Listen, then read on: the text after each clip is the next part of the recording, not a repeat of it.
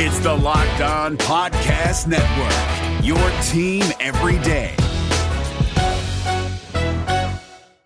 Presented by Climate Power Education Fund. Does big oil care about our streets flooding or our home burning? Not according to an ExxonMobil top lobbyist. Did we aggressively fight against some of the science? Yes. We were looking out for our shareholders. They care about profits, not people. Learn more at polluters.exposed. You are Locked On NFL, your daily NFL podcast. Part of the Locked On Podcast Network, your team every day.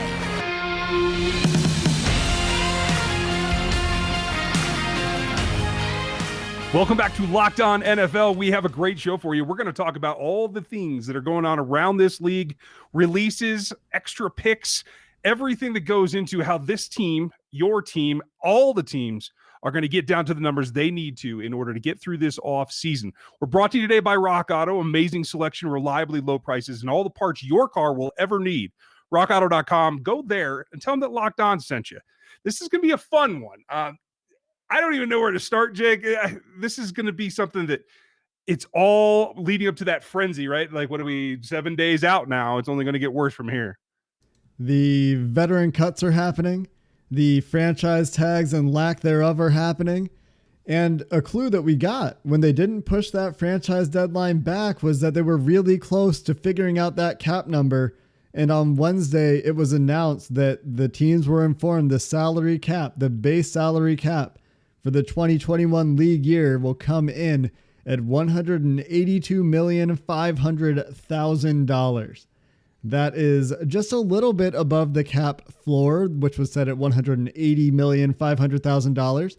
A lot of teams, a lot of reporters, a lot of media speculated that it might get all the way up to $185 million. Didn't quite get there, split the difference, or right in the middle. Hey, and that's okay, because I'll tell you what, every GM around this league right now is going, I just got $2.5 million.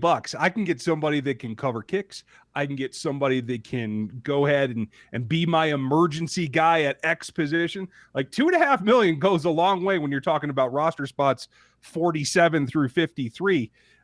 Every little bit that they can get, I think, is important. And it all leads up to getting that base number down so that all these teams can get prepared for what has to come next. And it's a step-by-step process. This is one of my favorite steps. I really like the draft a lot better, and I guess we should introduce ourselves because I forgot to do that.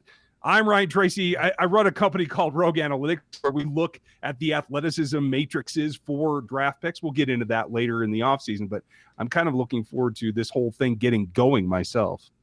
I'm the co-host. You heard my name earlier. I'm Jake Lisco. Just excited to talk, as I am every week on Thursday, about the things going on in the league and the interesting moves that teams are making, especially at this time of year, Ryan. Like you said, a lot of really interesting stuff happening now and leading into the draft. We were just getting our first pro days, talking about your athleticism matrices that you're going to put together, matrices, I guess, that you're going to put together for some of these guys. Some really impressive numbers coming out of pro days, and I'm going to be interested to talk to you in coming weeks about how much you're docking guys or dinging some of these numbers that are coming in from pro days where it seems like every single cornerback is running a 4.3 or a 4.25.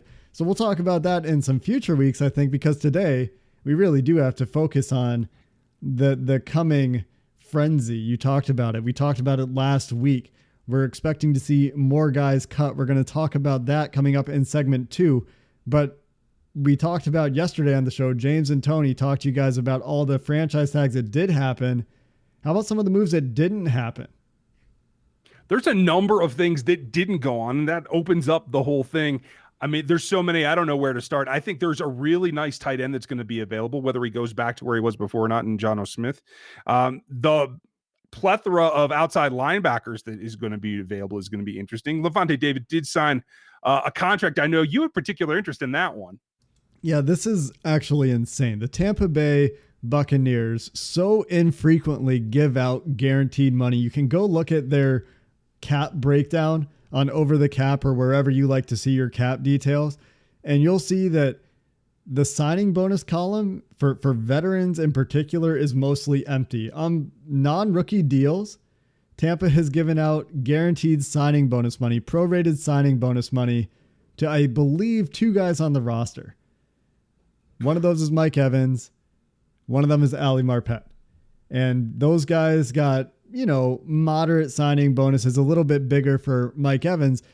And not only did Levante David get a signing bonus, but the Tampa Bay Buccaneers also use the maximum amount of void years to prorate that signing bonus into the future as much as possible, to the point where this deal that has like 20 some odd, I think, million guaranteed has a year one cap hit under $5 million, if I recall correctly.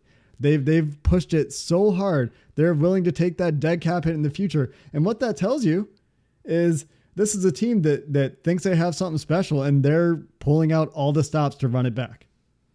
They are, and kudos to them. It's a tool, obviously, they don't use very often, but that also leaves them maybe a little bit more room to try to do something with Shaq Barrett, who's one of the other outside linebackers that's out there. The pass rushers, whether you list them as OLBs or DEs, doesn't really matter at this point. The 4-man fronts that nearly everyone rushes out of in their base packages when you bring someone in to make it a sub, that's what's important. You have Barrett still out there. I think something gets done. There's Judon out there. There's Leonard Floyd out there, but Dupree's out there. Now, Yannick Ngakoue. You have Lawson. Like, there's a good group there. I think they are in pretty prime position, honestly, to be one of those groups that reaps the benefits of all being out there and teams trying to make room for them. I feel bad for the running backs because Aaron Jones, Kenyon Drake, and Chris Carson, I think, are out in the wind. That's one position group that you don't want to be in this offseason. There's another one, too. You didn't mention guard. You can talk about guard the same way. I mean, Joe Thuney doesn't get a franchise tag. That's expected. I think the Patriots aren't going to tag a guard 2 years in a row. But you see Kevin Zeitler getting released in New York on Wednesday. Trey Turner might hit the market again. Andrew Norwell is on the trading block. I can't imagine the Jaguars are excited to pay him $14 million and make him one of the top paid guards in the NFL again this year. So you're going to see all these guys getting pushed to market. Gabe Jackson from Oakland, another guy on the trade block that could very well get cut when they're not able to work anything out. You're seeing teams, generally speaking, besides Trent Brown, not be able to work out trades for these guys that they know they're going to have to cut. Kyle Van Noy finally getting released, for example, on Wednesday as well. So going to be really interesting to see what happens with guards. And across the league, some of these positions, I'm going to be interested to see what happens with the size of deals these guys get. With all of those edge rushers you talked about getting to market, all of these guards getting to market, what's that going to do for their price tags, right? Are there going to be some bargains to be found for some of these guys that, smart teams are going to find those moves to find really valuable, underrated guys, maybe at a bargain price? You're absolutely right. And you got to think that it's the guards that are going to get the brunt of it, right? Because, guys that have been making that kind of money that are clearly out in the cold at this moment. Zeitler's a great example. He's top 20 or top 30, at least, in a couple of different categories when you look at how well he blocks. So figuring that, out of the top 64 starting guards in the league, there's one of those guys on the street right now that you can go get. I don't think it's going to have the market that obviously the ends are, but that's just the start. Like you said, there's other trades that might fall through. There's other guys that have big price tags coming. This is, I think, a unique thing for a lot of teams that feel that they need to get younger at the position or have one hole to fill on their offensive line where they need one veteran. This is going to be an interesting year for a lot of rebuilt offensive lines. And that's not all. There's all kinds of moves being made that retooling is coming. There are guys that are available that your team can go get if you're so inclined. We're going to get into those coming up next. The chain stores have different price tiers for professional mechanics versus us do-it-yourselfers, but RockAuto.com's prices are the same for everybody, and they're reliably low. RockAuto.com always offers the lowest prices possible rather than changing their prices based on whims like the airlines do. RockAuto.com is for everybody and does not require a membership or an account login. RockAuto.com is a family business serving auto parts customers online for 20 years. Go to RockAuto.com to shop for auto and body parts from hundreds of manufacturers. The RockAuto.com catalog is unique and remarkably easy to navigate. Quickly see all the parts available for your vehicle and choose brands, specifications, and prices you prefer. Best of all, prices at rockauto.com are always reliably low and the same for professionals and do-it-yourselfers. Why spend twice the money for the same parts? Go to rockauto.com now. See all the parts available for your car or truck. Write Locked On in their How Did You Hear About Us box so they know that we sent you. Amazing selection, reliably low prices. All the parts your car will ever need. rockauto.com. We've been telling you about Built Bar on the Locked On Podcast Network for quite some time now. It's the best tasting protein bar on the market. It's got low calories, high protein, high fiber, low sugar, and it does all that while tasting great and being coated in 100% real chocolate. A variety of great flavors. And right now, Built Bar is running a tournament to find out which Built Bar is the best. It is Built Bar Madness. Thursday's matchup features caramel brownie against cherry barcia and lemon almond cheesecake against carrot cake with walnuts. Out of all those flavors, I got to say my personal favorite and an underrated Built Bar flavor is that carrot cake with walnuts. I'm sure you have your own opinions. Go make your voice heard at builtbar.com or bar_built on Twitter. And remember to use promo code LOCKEDON20. You'll get 20% off your next order at builtbar.com. That's code LOCKEDON20.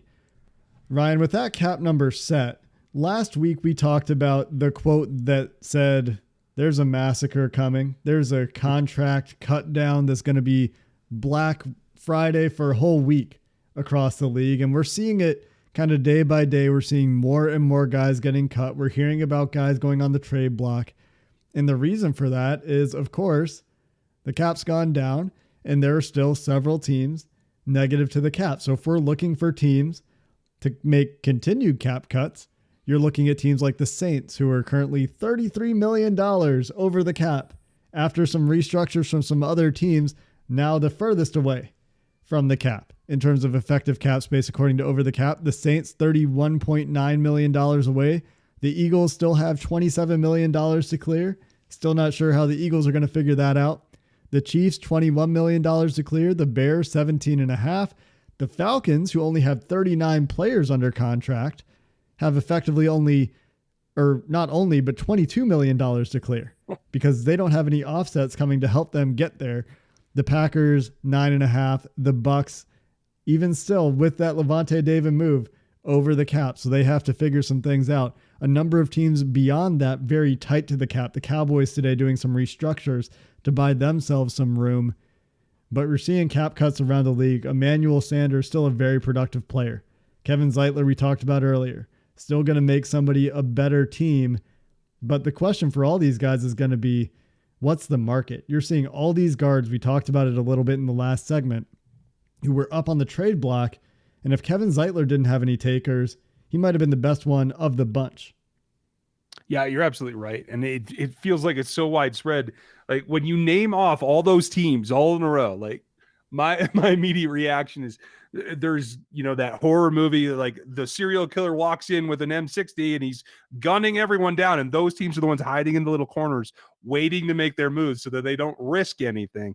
They have to get going. Like we're counting down the days now. And I think the bloodletting is going to be even worse for those teams that they're holding on to some of these reactions. The guards are just the start. And you're right. It changes the market now even more drastically because somebody's going to grab those guys up pretty quickly. And if you're left trying to work something out that doesn't come down, that you finally just have to cut ties, especially if it gets to the point where you're rushed, I think it actually changes the way that your organization can prepare to move forward. The Saints are one of those teams. Yes, they have a lot of work to do. They just got more picks today. We're going to talk about that coming up in a later piece, but it all has to come together. And I feel like there's a lot of them just kind of lagging out there, a little shell-shocked about what's going on. I assume there are plans in place, right? Like teams have to know what they have to do. And to your point, maybe they're just waiting to try to, sneak some guys into the market a little bit later, not let other teams start negotiating with some of the guys that they're hopeful to try to get back at a lower number or, figure something out that they haven't thought of yet. But I would hope that all of these teams that are over the cap right now actually have a plan. I mean, I would assume they've got the cap guy that's like, all right, here's what we have to do. That they've got it figured out, right? You're really optimistic, and I appreciate it. I am the total other side of the thing. I think there's people running around front offices right now scrambling because you just got to crunch the numbers. I mean, you should be able to like write a program that does it. Like they've got to, they should be able to hire coders that are like, okay, here's what we've got. And Over the Cap actually has this. Over the Cap has a list for every team of here are the biggest cap saving moves you can make.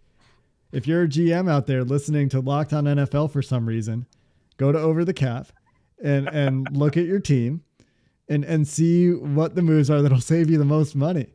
And you're going to come up with stuff that Over the Cap hasn't, because Over the Cap doesn't have like void year extensions as an option like we've seen with Ben Roethlisberger, like we just saw with Levante David, like we saw with J.J. Watt's contract.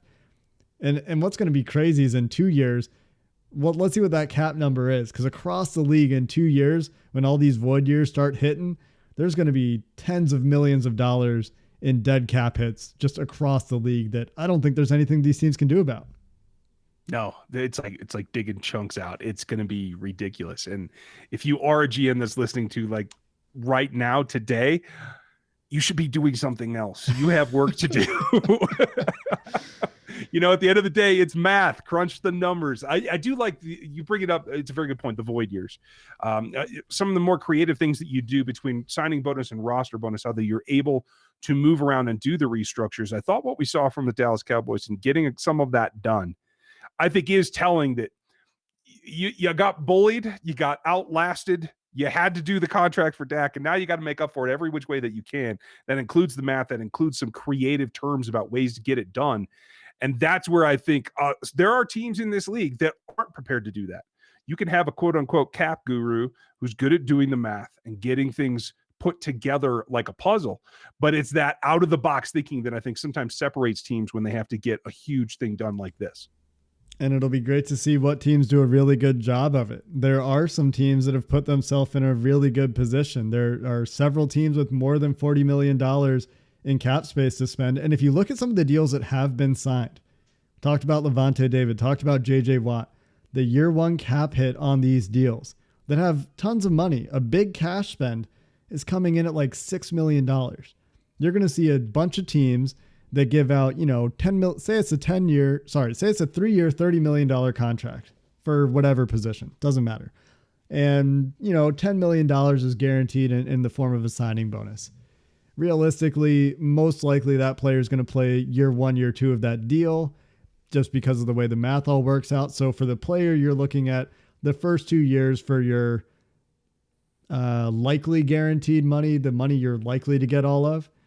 So you can structure that contract in such a way that the year 1 salary, it's like $1 million, $2 million, and that signing bonus prorates to $3.3 million, and your cap hit in year 1 is between $4 to $5.5 million. Year 2, it goes up to like $8 million. Year 3, maybe it goes up to $12 million, and by then the caps are covered and you don't care. So despite the fact that all these teams are really cap strapped right now, I think it's really more of an issue of cash and how comfortable these owners are spending money that they didn't necessarily get and putting that money up front into signing bonuses for teams like Tampa that don't do it. And in doing so, buying themselves flexibility, because like I said, you can spend a lot of money in cash and save a lot of money in cap. If you really see an opportunity, say you've got a rookie quarterback deal to push the envelope this offseason when a lot of teams don't have that kind of flexibility.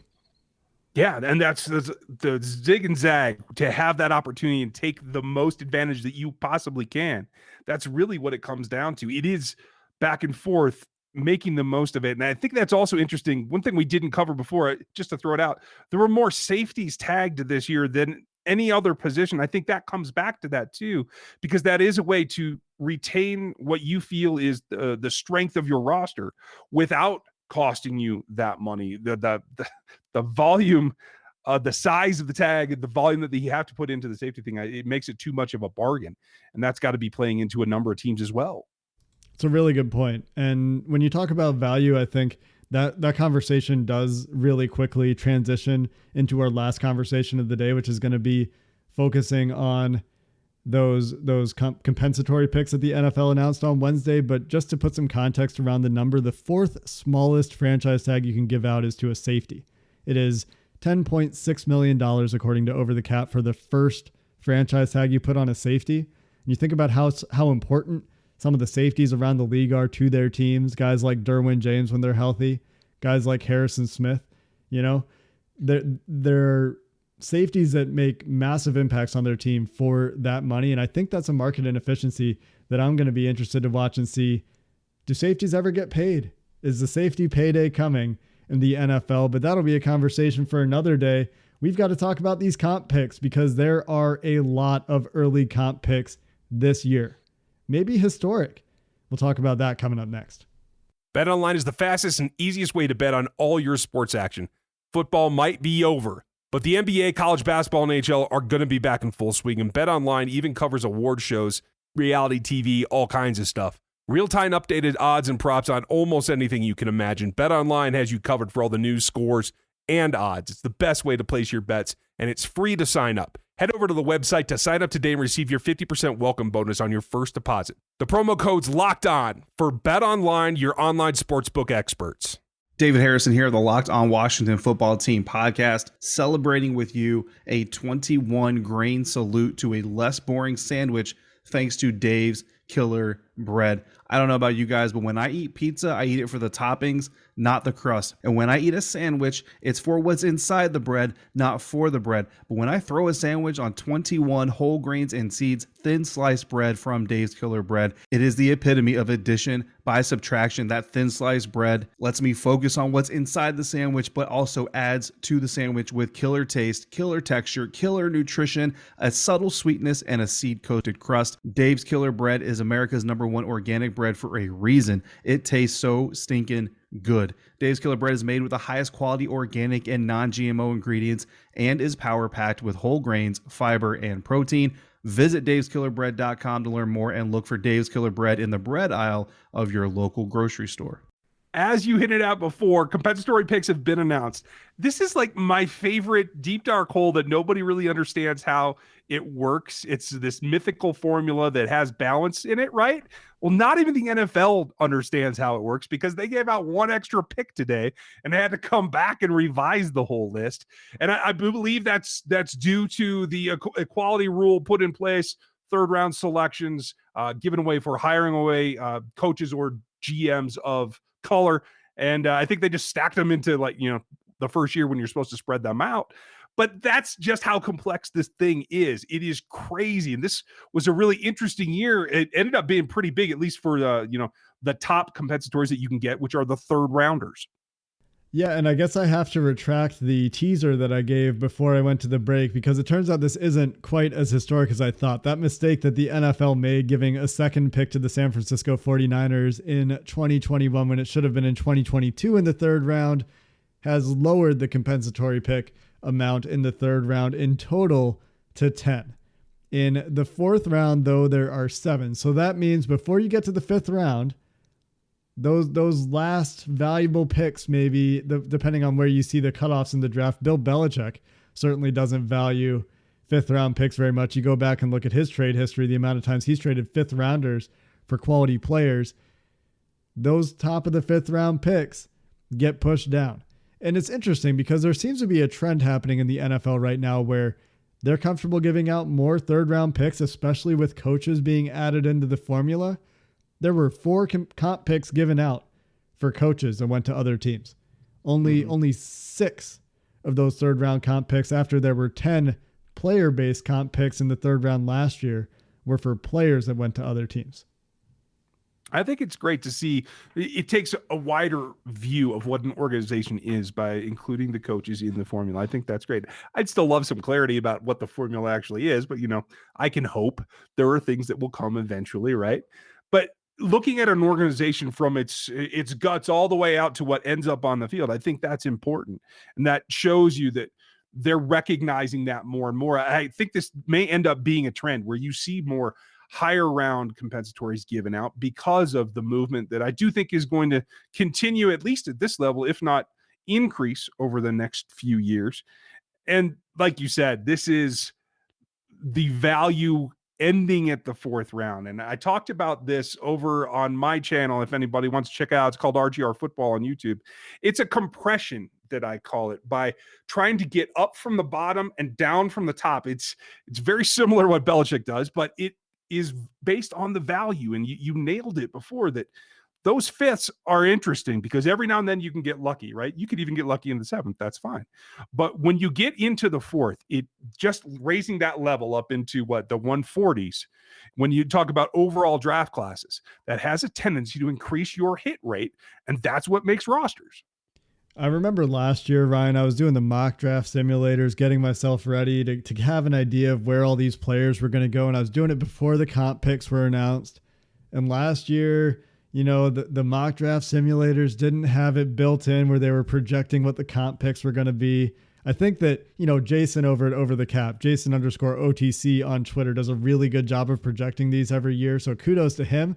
But last year they weren't incorporated into the simulator. So I was getting guys in the third round. I'm like, oh yeah, I like this in the third round. And then there's suddenly 10 comp picks going in there. And the guys that I'm looking at the top of the fourth round are like, oh, now they're going late third. What the heck? What am I doing here? So you're absolutely right. Adding these picks in, and it's typically good teams getting these picks, right? You look at the list here. The Rams have a couple picks. They tend to be pretty well-run organization. Baltimore gets one. New Orleans gets one. New England gets one. New Orleans actually gets two. So a lot of teams on this list, playoff teams, and it tends to be cyclical, right? You nail draft picks, you have a lot of good players, you refill the stores, and you let some of those good players walk. They get big contracts, like CJ Mosley signing $17 million contract as a linebacker that one time. And then you get more third round picks, and then you refill the stores. It's what good teams do to cycle draft capital. And then when you start missing, you start to see teams like the Jaguars, who haven't had a comp pick in, I don't even know how long, 7+ years, I think I saw today. Oh, wow. I didn't realize it was that kind of drought. I looked it up, actually. It's 11 years. 11 years without a comp pick. And back in 2010, when they last got one, it was a 6th-round pick. And it's not like the Jaguars have drafted that poorly, but they did trade guys. To their credit, we should say this for the Jacksonville Jaguars. They traded some guys, and they traded Jalen Ramsey, right? But the way that Jacksonville has tended to operate in free agency, they traded Yannick Ngakoue too, I guess, but they're signing a lot of unrestricted free agents. They're not keeping their own guys. They're trading some of their own guys that are getting disgruntled. And, they're looking to Urban Meyer to try to bring some stability, I guess. But when you run your organization that way, it's really hard to get into that comp pick cycle that I talked about and start just naturally providing yourself with more resources to build your team and stabilize things for the long term. It makes it hard. And Meyer hasn't gotten off the greatest start even in this regime, right? And so there are certain currents that run within organizations. It's going to be interesting to see how they can kind of stabilize. That's got to be the first goal. I know it's going to be about Trevor Lawrence and how you develop him, but that is, I think, a subcomponent of stabilizing the roster so that you can spread some talent out.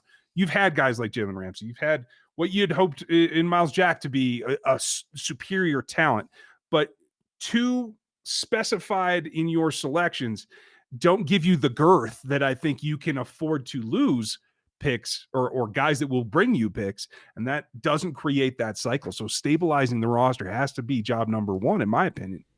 And it's tough across the NFL to get yourself out of that rut. And you look around the league and you see how teams get themselves into this position. For the most part, it's happening when you're not finding that window where you actually need to blow the thing up.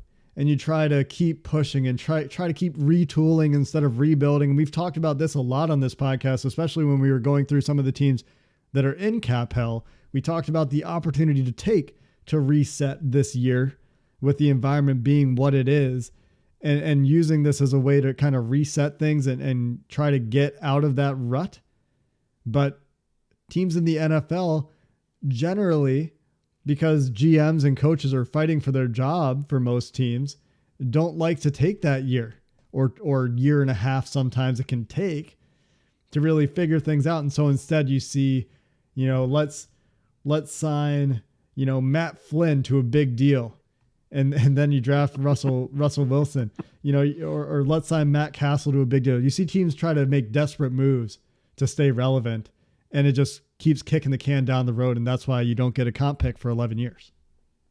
And it's interesting. This could be a good excuse, this whole lowered cap and what we're seeing with all these, particularly offensive linemen out there, that I think in terms of bang for your buck, an offensive lineman that is decent, it doesn't have to be upper echelon, top 10 in his position, but if he's solid, he can make a difference in your organization this year, right now, and help you make that turnaround.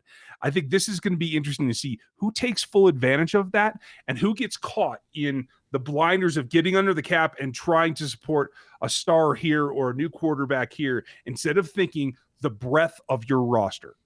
Yeah, you look at the teams with a lot of space, right?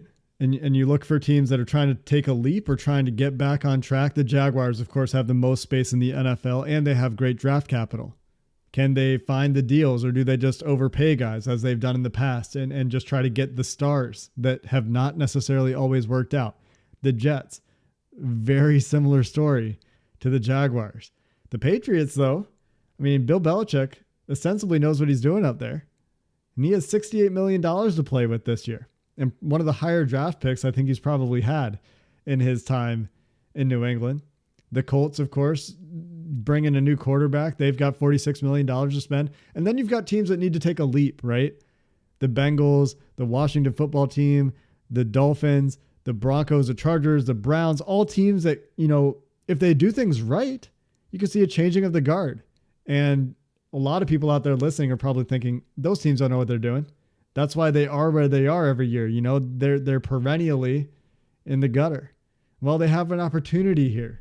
And if they do it right, they can take advantage of several of them having new front offices, fresh eyes, fresh concepts. Make the most of what you have right now. And this can be day one of your new refurbish. We hope that you guys are excited about that. Let us know. We'd love to hear your iTunes reviews. Tell us what you want to hear about how they go about building a roster. I think that's what I'm most interested in, Jake. What about you?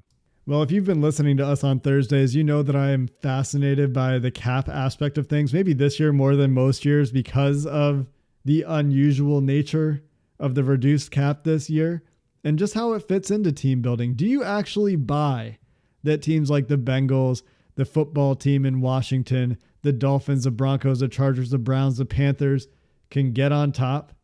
The Cardinals, you could throw them into the mix and take over for some of these teams that have been running things in the NFL for so long that maybe this year are a little bit more cash strapped. That's what I want to see how that develops in the next week or two here as free agency opens. And we'll be here to cover it. We're here to cover it. Chris and Q on Fridays. They're going to be there tomorrow to catch you up on the most recent cap cuts as free agency inches closer. Until next Thursday when we have some free agent signings to talk about for Ryan Tracy, I'm Jake Lisco. We'll talk to you then. One more big NBA trade before everyone starts paying attention to football. Here's what our local experts are locked on today. The Los Angeles Clippers have reportedly traded Patrick Beverley, Rajon Rondo, and Daniel Oturu to the Memphis Grizzlies for guard Eric Bledsoe. Get local expert analysis on both sides of the deal today on Locked On Clippers and Locked On Grizzlies. San Diego Padres All-Star Fernando Tatis Jr. returned from the DL with a 2-home run, 4 RBI performance in an 8-2 win over the Arizona Diamondbacks. Will his return be enough to get the Padres season back on track? That's today on the Locked On Padres podcast with local expert Javier Reyes. It's NFL preview week on the Locked On Today podcast. Get an insider's look at the Carolina Panthers, the San Francisco 49ers, and the LA Chargers. The Locked On Today podcast. All the sports news you need in under 20 minutes. Follow Locked On Today, wherever you get podcasts. Local experts on the biggest stories. It's the Locked On Podcast Network, your team every day.